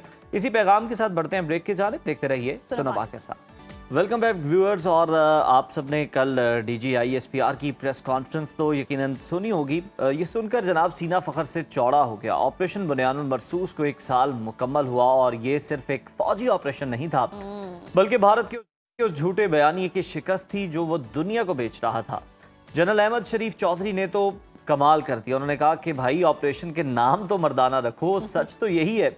ये सिंदूर वाले नाम अगर हम इनकी बात करें तो जनाब जहाँ पर हम देखते हैं इंडिया ने कहा कि जनाब हमने ये नाम रखा, फिर हमने देखा कि इंडिया के अंदर से ख़वातीन ने भी एहतजाज किया कि आप ये सिंदूर जो है इसके नाम पर आपको ऑपरेशन करने की क्या ज़रूरत थी, या आपने ऑपरेशन को ये नाम क्यों दिया, ये मुनासिब नहीं है। इस पर एहतजाज भी। और सच बात ये जिसको दुनिया तस्लीम करती है कि हमने अपने से 5 गुना बड़े दुश्मन को सिर्फ मैदान जंग में नहीं बल्कि इंफॉर्मेशन वॉर में भी ऐसी धूल चटाई कि मोदी सरकार आज तक ये सोच रही है कि आखिर उनके साथ हुआ क्या, बीती क्या। बिल्कुल। और मज़े की बात यह है कि वो जो सर्जिकल स्ट्राइक के ख्वाब देखते थे अब उन्हें 8-0 का हिस्सा ज़िंदगी भर याद रहेगा। एयर वाइस मार्शल तारिक गाजी ने वाजे कर दिया कि राफेल हो या मैग, हमारी फ़ज़ाइया की नज़रों से कुछ नहीं बच सका। और भारत जितना भी प्रॉक्सी वॉर कर ले या अफ़गानिस्तान की ज़मीन इस्तेमाल कर ले, मार्का हक ने यह साबित कर दिया कि पाकिस्तान पर मैली आंख डालने वाले का अंजाम क्या होता है। इसी दिफाई तवाज़ुन और ख़ित्ते की सूरत हाल पर बात करने के लिए हमारे साथ मौजूद हैं माहिर उमूर गुल आयशा भट्टी साहिबा। बहुत शुक्रिया आपके वक्त का। वेलकम टू सुनो पाकिस्तान। आपको क्या लगता है, क्या भारत इस इबरतनाक शिकस्त से कोई सबक सीखेगा या मज़ीद रुसवा होना भी उसके लिए बाकी है? खिफत मिटाने के लिए कोई ना कोई मिस एडवेंचर भी कर सकता है। बहुत शुक्रिया मुझे इनवाइट करने के लिए। और देखें, भारत ने इतना कुछ सीख लिया, इसके बावजूद मुझे लगता है कि वो बाज नहीं आएगा। हमारी जो हिस्ट्री रही है, हमारा जो वेस्ट जो ईस्टर्न नेबरहुड है वो हमेशा से इसी तरह वॉलेटाइल रहा है। इनकी हमेशा से जब से पाकिस्तान बना है से लेकर आज के दिन तक इनकी कोशिश रही है कि किसी तरह पाकिस्तान को नुकसान पहुंचाते रहें। और इसमें हमेशा ये इनको नाकामी भी फेस करना पड़ी है। आप देखें, जब पाकिस्तान बना था तो उस वक्त कितनी सारी मिस्टर नेहरू की बुक्स आई, या हमने बहुत सारी और यूरोपियन राइटर्स की बुक देखी कि पाकिस्तान का बनना जो है ये कैसा अमल है और कितना सरप्राइजिंग था ये सबके लिए। और सब एक्सपेक्ट कर रहे थे कि कुछ ही सालों में शायद ये गॉड फॉरबिड ये दोबारा मर्ज हो जाएगा इंडिया में। लेकिन इतने साल के बाद भी जिस पाकिस्तान कामयाबी से खड़ा हुआ है, एक न्यूक्लियर पावर है, तो ये चीज़ जाहिर करती है कि हमारी डिटर्मिनेशन वैसे ही है, अपने स्टेट से लेकर अपने हक खुद इरादियत से लेकर सब। तो अब वो इंडिया के बावजूद उसकी कोशिश रही है, हर सालों गुजर गए वो वहीं उसकी रही। और पिछला 1 साल हम जब देखते हैं ना, वो तो मैंने उसको नाम दिया ईयर ऑफ ह्यूमिलेशन, कि वो पूरा साल उसको ह्यूमिलेशन फेस करनी पड़ी है। वो ना सिर्फ पाकिस्तान के साथ, बल्कि आपको अगर याद हो तो वो उसको वो कैनेडियन जो PM है उन्होंने कितना उनको क्रिटिसाइज किया था, क्योंकि वो सिख जितने भी एक्टिविस्ट थे उनको जाके एक्स्ट्रा टेरिटोरियल किलिंग कर रहे थे, अमेरिका में टारगेट करते सिख एक्टिविस्ट को। तो वो भी एक देखें, ये बहुत बड़ा क्राइम है इंटरनेशनल। फिर आप देखेंगे खित्ते के अंदर भी किसकी बनती है अब इंडिया के साथ अपनी इन्हीं पॉलिसीज़ की वजह से। इन्होंने बांग्लादेश को कितना प्रोटेस्ट आपने देखा, बांग्लादेशी जो स्पेशल स्टूडेंट्स थे वो ये कहते हैं कि हमारे इंटरनल पॉलिटिक्स में इंडिया का इंटरफेयर आया। मालदीव्स को देखें, भूटान को देखें, नेपाल को देखें, तो इस रीजन के अंदर भी इंडिया जो है वो पाकिस्तान के अलावा भी बहुत जगह से अपनी बेइज्जती करवा रहा है और उसके बावजूद वो बाज नहीं आया। आप देखेंगे जब ये ईरान वॉर स्टार्ट हुई तो बजाय इसके कि वो अप्रिशिएट करते हैं, क्योंकि स्ट्रेट ऑफ हॉर्मुज की जो ब्लॉकेड है उससे उसको भी बहुत नुकसान पहुंच रहा है इंडिया को भी। तो पाकिस्तान देखिए पीस नेगोशिएशन पाकिस्तान करा रहा है, तो इंडिया को इसको पाकिस्तान का शुक्रिया अदा करना चाहिए था कि आपने पहल की और आप इतना बड़ा टास्क आप कर रहे हैं। लेकिन उसमें भी वो अपनी वो जो उनकी जो पाकिस्तान की तरफ राइवलरी है, जो उनकी जो नफरत है, वो उसको सामने लेकर आके उल्टा वो उन्होंने क्रिटिसाइज शुरू कर दिया। और उस पर भी फिर इंटरनेशनली उन्होंने, आपने देखा होगा ऑन रिकॉर्ड मीडिया के ऊपर किस तरह से जो वेस्टर्न जो जर्नलिस्ट हैं और कांग्रेसमैन, उन्होंने आकर उनको इंसल्ट किया कि कम से कम आप अप्रिशिएट करें कि दुनिया जो है वो तीसरी जंग अजीम के धाने पे खड़ी हुई थी और पाकिस्तान वापस लेकर आया उनको, और आप जो है अभी भी पाकिस्तान को क्रिटिसाइज कर रहे हैं। तो ये वो चीज़ें हैं, मेरा ख्याल है जो इनके खून में है कि उन्होंने हर बात में पाकिस्तान के अगेंस्ट ही खड़े होना, और बहुत मुश्किल है कि इनको हम जितनी बार भी सबक सिखाएंगे ना, ये फिर वापस दोबारा आएंगे। लेकिन अल्हम्दुलिल्लाह we have got all that capabilities कि हम इसको काउंटर कर सकते हैं। बिल्कुल हम कर सकते हैं और हमने ये करके भी दिखाया है। गुल आयशा साहिबा, अगर हम देखें तो मोदी सरकार हर चीज़ को मजहबी टच देती है अपनी आवाम की हिमायत हासिल करने के लिए। DGISPR ने मोदी सरकार को कल बड़ी गहरी चोट लगाई कि भारत ऑपरेशन का कम से कम कोई नाम ही मर्दाना रख ले। आप कहते हैं कि ये ऑपरेशन जो है हमारा सिंदूर अभी भी जारी है, 2.0 आप उसको नाम दे रहे हैं। इस जुमले के पीछे भारत में जो शर्मिंदगी पाई जा रही है, आप इसको किस तरह से देखती हैं? इंडिया के अंदर हमने देखा था कि खवातीन ने भी इस पर बात की थी, उन्होंने भी कहा था कि ये आपने किस तरह का नाम ऑपरेशन का रख लिया।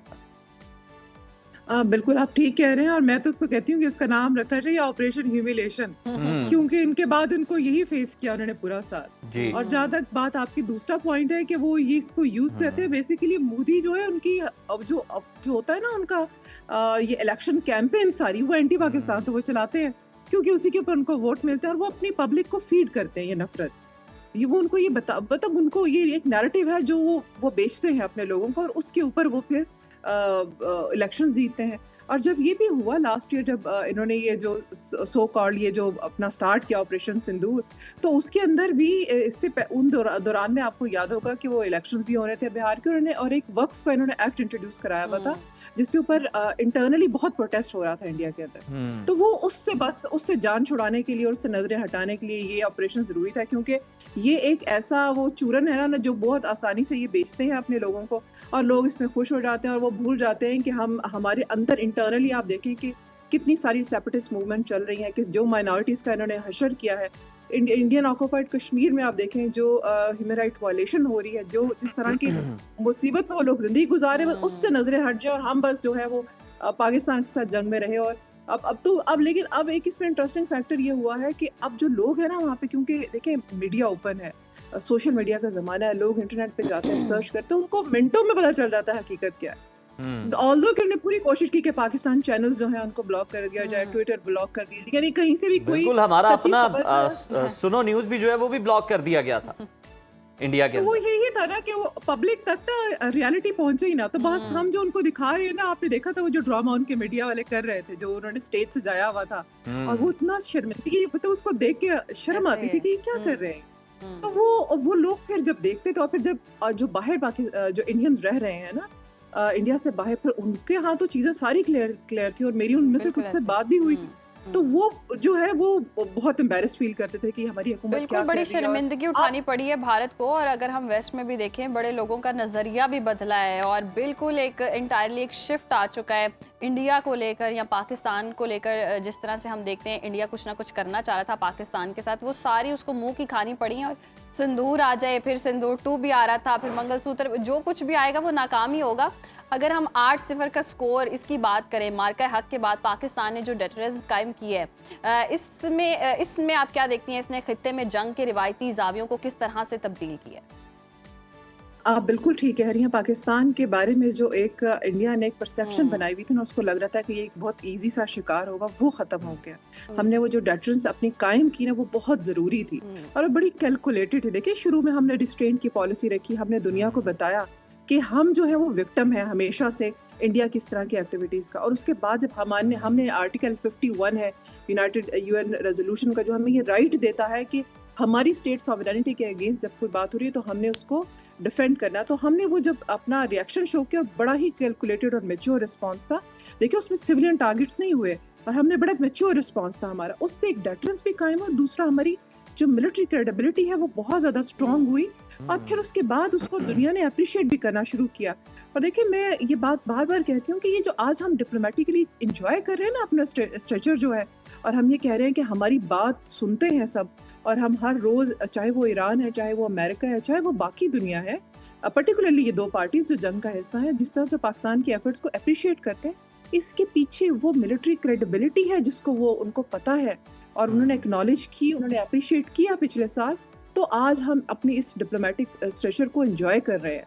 तो ये चीज़ें इंटरकनेक्टेड हैं। ये जो आज हम मीडिएशन कर रहे हैं ना, ये कोई आज एक दो दिन में हमने सोचा कि हाँ हम मीडिएशन करते हैं तो सब मान गए, ऐसा नहीं है।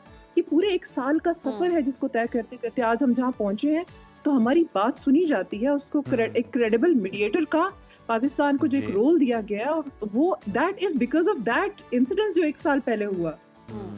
गुलिया आयशा साहिबा, बिल्कुल आपने सही कहा कि पाकिस्तान ये सारा स्ट्रेचर जो है एंजॉय कर रहा है अपनी कामयाबी के बाद। ज़रा अब थोड़ा सा और पीछे चले जाते हैं, लोगों को याद करवा देते हैं एक बार फिर से कि ये मामला हुआ क्यों था। असल में भारत ने जो प्रोपेगेंडा किया कि उसने दहशतगर्द कैंपों को निशाना बनाया, लेकिन जहाँ तक सबूत की हमने बात की कि सबूत दिए जाएं, लेकिन कोई सबूत जो है वो नहीं दिए गए।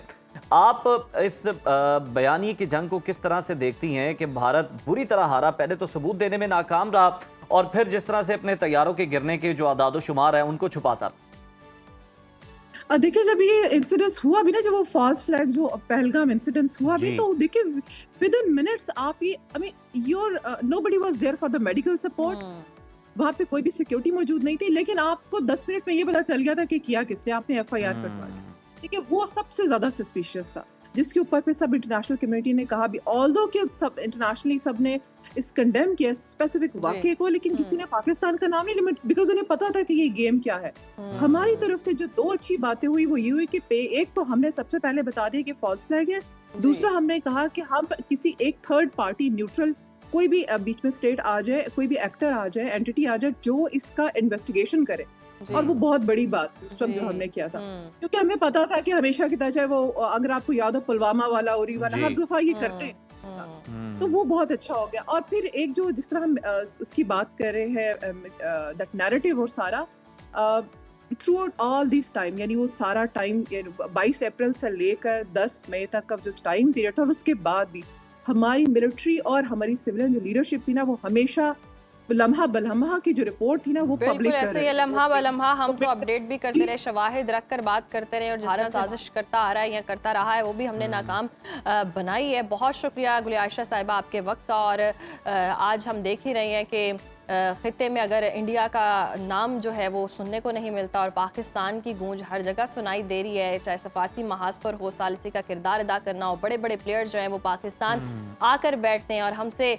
तवक्को भी ये कर रहे हैं, और हम देख भी रहे हैं कि किरदार भी जिस तरह से पाकिस्तान निभा रहा है और जितना खूबसूरत इमेज जो पाकिस्तान का बिल्ड हुआ है, हम दुआ गो हैं कि ऐसे ही पाकिस्तान किरदार अदा कर रहा है। और ये ख्वाब देख रहे थे, बातें करते थे कि हम रशिया यूक्रेन के दरमियान जनाब सुलह करवाएंगे, तो वो सुलह तो कहीं नहीं रही। लेकिन उसके बाद जयशंकर ने जिस तरह से जहर उगला, उसको पूरी दुनिया ने कंडेम किया, ना सिर्फ पाकिस्तान के दफ्तर खारजा ने, बल्कि मीडिएटर के तौर पर पाकिस्तान का जो रोल था उसको क्रिटिसाइज करने पर जो फिर क्लास पूरी दुनिया ने इंडिया की और जयशंकर की ली, वो जनाब सबके सामने है। तो इसी तरह से जो हजीमत है वो भारत के हिस्से में आती रही है, और जो ये सारा स्क्रिप्ट है इसका एक फ़ायदा इंडिया को ज़रूर हो सकता है कि कल को कोई मूवी जो है वो बनाई जा सकती है सरकार की, स्टेट की सरपरस्ती के अंदर। ब्रेक शामिल करते हैं व्यूअर्स। एलर्जी का वर्ड सुनने में तो एक बहुत छोटा सा आम फहम वर्ड है, लेकिन जिसको होती है उससे आप पूछें कि नाक, कान और गले की खारिश जो है वो जीना दोभर कर देती है, और अक्सर लोग उसे मामूली समझ के नज़रअंदाज करते रहते हैं। कोई मेडिसिन या टैबलेट ले ली, कोई जोशांदा पी लिया, लेकिन ये एलर्जी सिर्फ छींकों, नज़ला ज़ुकाम तक ही महदूद नहीं रहती, बल्कि बाज़ औक़ात तो ये आपकी स्किन को ऐसा डिस्टर्ब करती है कि इंसान मिलने मिलाने से भी कतराने लगता है। बिल्कुल ऐसे ही है, और सबसे ज़्यादा तकलीफ दे बात यह है कि हमें पता ही नहीं चलता कि एलर्जी शुरू कहाँ से हो रही है, और कभी कोई ख़ास खुशबू, कभी कोई ग़िज़ा, और कभी कुछ बदला हुआ मौसम जो है वो हमें बिस्तर तक पहुंचा देता है, और बस हम उसके ही होके रह जाते हैं, सेहत मुतासिर हो जाती है। और ख़ास तौर पर बच्चों के मामले में तो माएँ इतनी परेशान रहती हैं कि जी उन्हें बाहर खेलने से भी मना कर देती हैं, इसीलिए आज हमने सोचा कि इस मौजू पर डिस्कशन की जाए और इस मसले का हल निकाला जाए। मुस्तकिल तौर पर एलर्जी को कैसे ख़त्म किया जा सकता है ये भी जानने की कोशिश करेंगे। हमारे साथ मौजूद है मारूफ माहिर तिब हकीम फरहान हनीफ साहब। भी आपके वक्त का वेलकम टू सुनो पाकिस्तान। जिस तरह से हम देखते हैं कि हमें वैसे तो आइडिया नहीं होता कि एलर्जी हुई किस चीज़ से, और अगर हो भी जाती है तो बस हमने एक टैबलेट ली और सो गए, और उसके बाद फिर समटाइम्स ये भी होता है कि बुखार, नज़ला, खांसी, ज़ुकाम सब कुछ शुरू हो जाता है। वजीम मिन हमज़िही व नफ़ख़िही व नफ़्सी। जी आजकल लोग बहुत ज़्यादा परेशान हैं इसकी वजह से, और इसमें इसका फ़र्क भी नहीं पता और ये होती क्यों है। हमारा जिस्म जो है, हमारी बॉडी जरासीम और वायरस से लड़ती है। बाज़ औक़ात ये जो धूल मिट्टी या बाज़ औक़ात ऐसी चीज़ हम कोई खा लेते हैं ठंडी, तो इसको भी वो दुश्मन समझ बैठता है। तो इससे क्या होता है, फिर सांस में तंगी, एलर्जी, आँखों से पानी आ जाना, छींकों का बहुत ज़्यादा आ जाना, ये चीज़ें शुरू हो जाती हैं। अब इसमें बाज़ लोगों को ये भी नहीं फ़र्क पता कि ज़ुकाम और है, नज़ला ज़ुकाम और है, और ये जो एलर्जी है वो और है। बाज़ों का जब आपको एलर्जी होती है, नज़ला ज़ुकाम हुआ, वायरस आपके ऊपर अटैक किया आपको मौसम की वजह से, तो सिर्फ उससे बुखार होगा, जिस्म में दर्द होगी, लेकिन छींकें नहीं आएंगी। लेकिन जब एलर्जी होती है तो वो जल्दी ठीक नहीं होती। वो छींकें फिर आपको स्टार्ट हो जाए तो हर रोज़ सुबह उठते ही छींकें आना शुरू हो जाती हैं। और ये अक्सर औक़ात क्यों होता है कि जैसे ही सुबह आपको हवा आपके नाक में टच होगी तो आपको फ़ौरी तौर पर या ठंडा पानी या पोलन एलर्जी, जैसे फूलों का मौसम आता है उसमें एलर्जी हो जाती है। तो इसमें बहुत सारी चीज़ें जो ये पैदा करती हैं।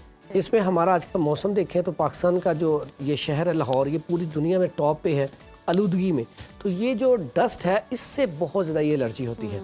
उसके बाद हम क्या करते हैं, ठंडा पानी या एसी एयर कंडीशन में बैठते हैं, उसकी वजह से भी ये मसला शुरू हो जाता है। फिर उसके बाद चाय का बहुत ज़्यादा कसरत से इस्तेमाल करना, फिर उसके बाद मुरगन अग़ज़िया का बहुत ज़्यादा इस्तेमाल करना, ख़ास करके फ़ास्ट फूड, जंक फूड का इस्तेमाल बहुत ज़्यादा, तो इससे भी ये एलर्जी हो सकती है। तो इसमें करना क्या चाहिए, सबसे पहले तो एहतियाती तदाबीर। आप जब भी बाहर निकलने कोशिश करें, एक तो हाथ मुँह धो के जाएँ, मास्क पहन के जाएँ, ताकि आप डस्ट एलर्जी से तो बच सकें। फिर उसके बाद बड़ा सादा सा आसान सा नुस्खा है, ऐसी मेरी बेटी, बहनें या छोटे भाई या हमारे बुजुर्ग जब सुबह उठते हैं, उठते सार छींकें आना शुरू हो जाती हैं। इससे क्या होता है, फिर पूरी बॉडी आपकी मुतासर हो जाती है। इसमें एक बहुत बड़ा जो फैक्टर है वो हमारा जो दिफाई निज़ाम है, क़ुव्वत मुदाफ़ियत कमज़ोर होना, इम्यून सिस्टम का कमज़ोर होना, जब ये भी मसला होता है तो इससे भी एलर्जी बढ़ जाती है। और इसमें करना क्या चाहिए, सुबह आप उठते हैं, रात को क्या करें, वैज़लीन सादा सी चीज़ है, पेट्रोलियम जेल, ये आम किसी भी आप स्टोर से, पंसार स्टोर से ले लें।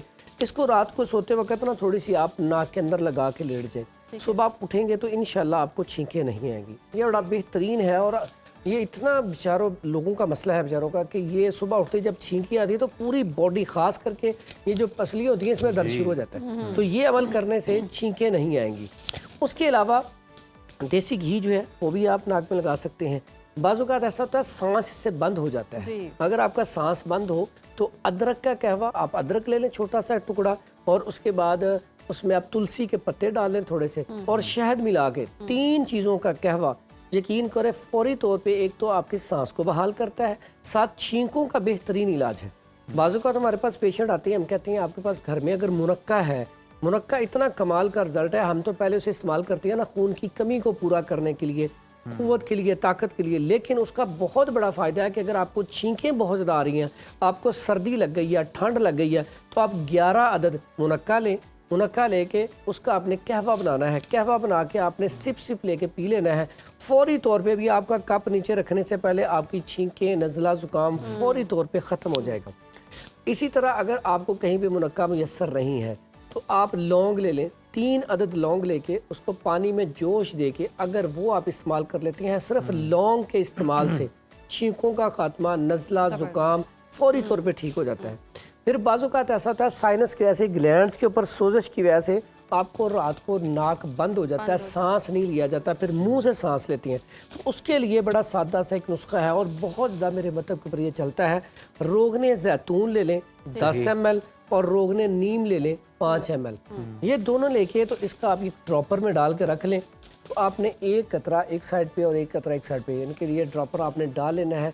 रात को जब आप सोएंगे आहिस्ता आहिस्ता आपका साइनोसाइटिस का इशू, साइनस का इशू भी ख़त्म हो जाएगा और इससे क्या सांस आपका बिल्कुल सही आना शुरू हो जाएगा। ऐसे अफराद भी जिनको खराटे बहुत ज़्यादा आते हैं, जब सांस बंद होता है, सोजिश होती है, तो खराटे बहुत ज़्यादा आते हैं। तो खराटों में भी ये बड़ा कमाल का रिजल्ट रखता है कि सिर्फ और सिर्फ आप ये रोगने जैतून ही अकेला डाल लें या ये वाला नुस्खा आप खराटों के लिए इस्तेमाल करें तो बड़ा कमाल का पहले दिन ही रिजल्ट देगा।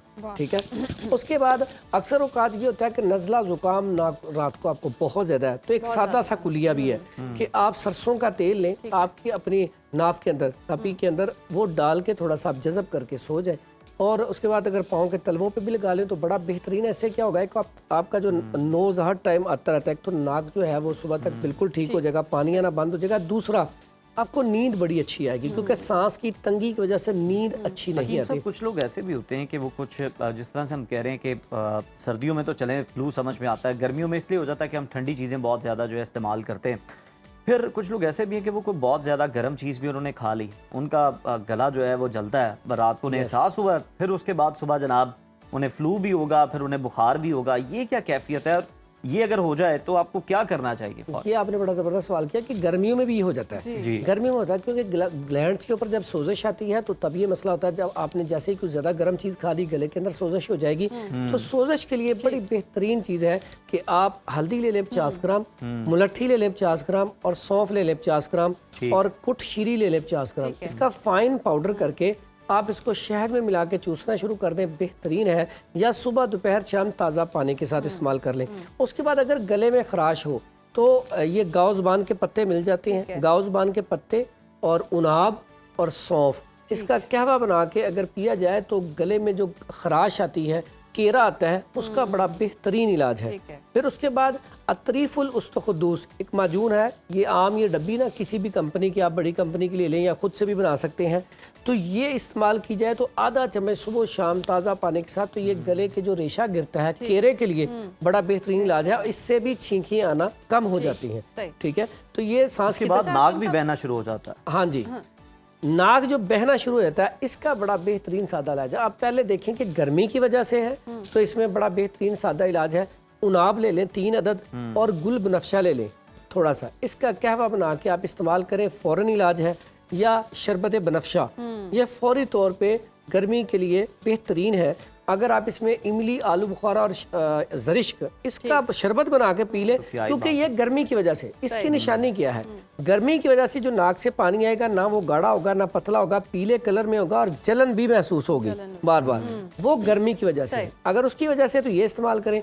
अगर वहाँ पे सर्दी की वजह से है तो बड़ा कमाल का नुस्खा है, केरे को ख़त्म करता है, नज़ला ज़ुकाम को ख़त्म करता है, दिमाग को मजबूत करता है। उसमें भुने चने ले लें 50 ग्राम, सौंफ ले लें 50 ग्राम, और बादाम की गिरी ले लें 50 ग्राम।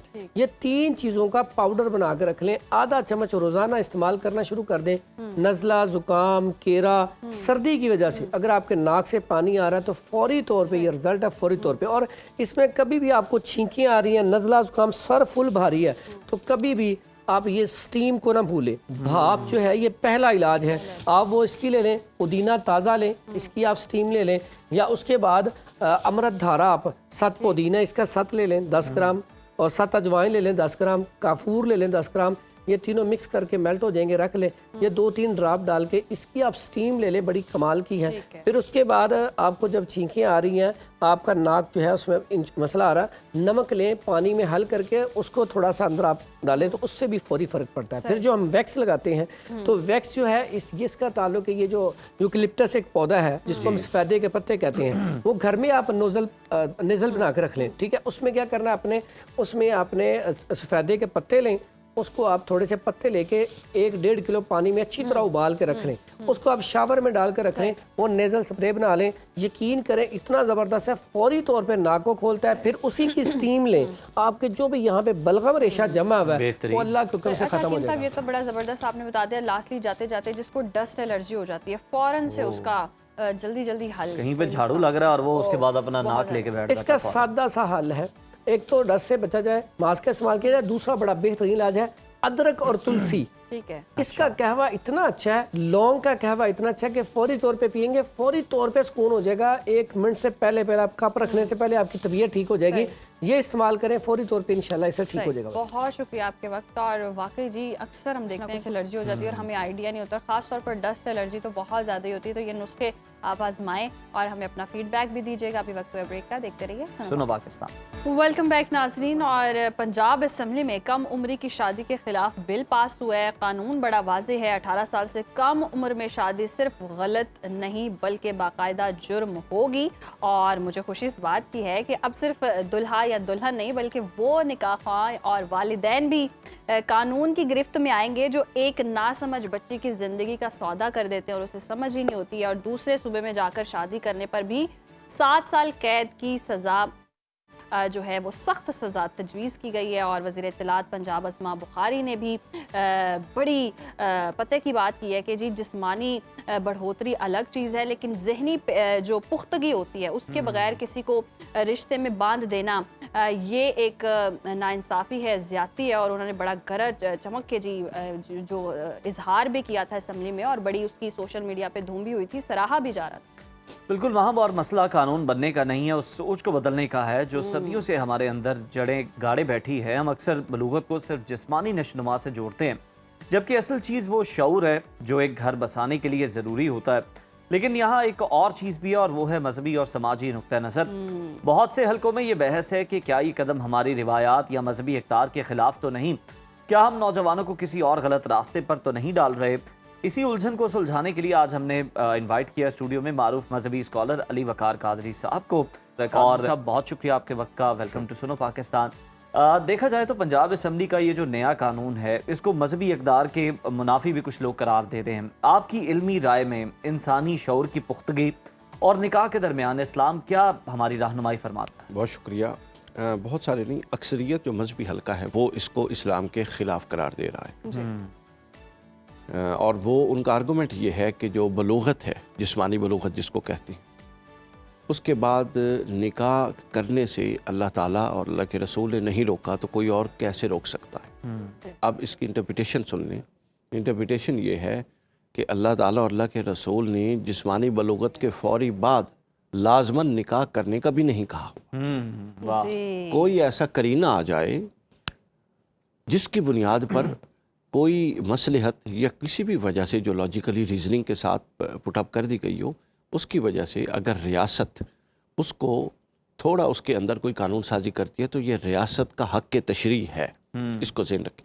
असल मौजू ये नहीं है कि निकाह किस उम्र में होता है, असल मौजू ये है कि रियासत का हक़ तशरीह क्या है, कि क्या रियासत इस हुक्म के अंदर कि जो आम किताबों में ये लिखा हुआ है बलूगत के बाद निकाह हो जाता है, उसको मुअख्खर कर रही है, क्या ये कर सकती है कि नहीं। असल ये, और दूसरा ये ज़हन में रखिए, हमारे यहाँ लोगों को ये नहीं पता 1961 से लेकर 2025 तक लड़के के लिए शादी की हद 18 साल ही है, लड़की के लिए 16 साल थी जो 2 साल बढ़ाई गई। यानी पिछले 50 साल से जो कानून है उसमें 16 और 18 है, और अब जो तब्दीली की गई है वो 18 और 18 कर दी गई है। सही। तो ये बल्कि मतलब हिफ्ज़ मा तक़द्दुम के तौर पे मैच्योरिटी के लिए 2 साल और अवेल करने का मौका दे दिया गया। इसमें कोई हर्ज वाली बात नहीं है। देखें, ये चूँकि बड़ा हसास मौजू है तो इस पर मैं थोड़ी सी, मुझे आप इजाज़त दें कि मैं बात कर लूँ। बिल्कुल। तो कुरान और सुन्नत जो है ये उसूलों का बयान करता है। उस उसूल की जब आप ग्राउंड पर इम्प्लीमेंटेशन करेंगे तो आपको ज़ाहिर है उसकी कुछ तशरीह, कुछ तौजी, कुछ मारूजी हालात उसके पेश नज़र। आप एक बीज लेके जाते हैं, किसी भी फसल का बीज ले लें, आम का बीज ले लें, हर ज़मीन में नहीं डाल सकते, पहले आपको जाके ग्राउंड देखना है कि ये बीज के लिए है भी सही क्या नहीं। ठीक हो गया। तो इसी तरह आप उसकी तशरीह और ताबीर करते हैं। अल्लाह ताला ने कुरान मजीद में कहा, या अय्युहल्लज़ीना आमनू अतीउल्लाह व अतीउर रसूल, अल्लाह की इताअत है, रसूल की, व उलिल अम्र, और तीसरी जो साहिबान अम्र हैं, बाख्तियार लोग हैं, उनकी इताअत है, बशर्ते कि वो अल्लाह ताला के कवानीन की बगावत में ना जाए, उनकी इताअत। फ़इन तनाज़अतुम फ़ी शैइन, अगर कहीं इख्तलाफ हो तो फिर फरुद्दूहु इलल्लाहि व रसूल, वापस पलट के अल्लाह रसूल की तरफ आना है। यह है असल असूल। और रसूलुल्लाह ने फरमाया, अगर कोई हाकिम इत्तिहाद करता है और वो उसमें गलती करता है तो उसके लिए 1 अजर है, और अगर वो ठीक करता है तो उसके लिए 2 अजर। और हज़रत माज बिन जबल को रसूलुल्लाह सल्लल्लाहु अलैहि वसल्लम ने यमन का गवर्नर बना के भेजा तो पूछा कि माज फैसले कैसे करोगे? उन्होंने कहा, या रसूलल्लाह कुरान और सुन्नत से।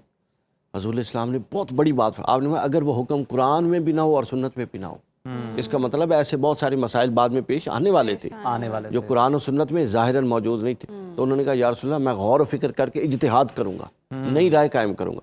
तो हजूर ने उनके सीने पर हाथ मारा और खुश हुए, फरमाया अल्लाह ताला का शुक्र है जिसने अल्लाह के रसूल यानी अल्लाह के रसूल का जो आगे नुमाइंदा है उसको ये शऊर दिया कि वो ये बात कर रहा है। तो लिहाजा ये अख्तियार ख़ुद रसूलुल्लाह सल्लल्लाहु अलैहि वसल्लम ने दिया, चूँकि हज़रत माज बिन जबल यमन के रियासती नुमाइंदे थे, तो उनको ये हक दिया कि रियासती नुमाइंदा नसूस की ताबीर वहाँ के मुकामी हालात के मुताबिक कर सकता है। सही। अब हम इसकी बराह रास्त मिसालों पे आ जाए। हज़रत अबू बकर सिद्दीक़ का दौर आता है, ठीक है। कुछ तबके ज़कात के मुनकिर हो जाते हैं, हज़रत अबू बकर सिद्दीक़ उनके ख़िलाफ़ ऐलान जहाद कर देते हैं।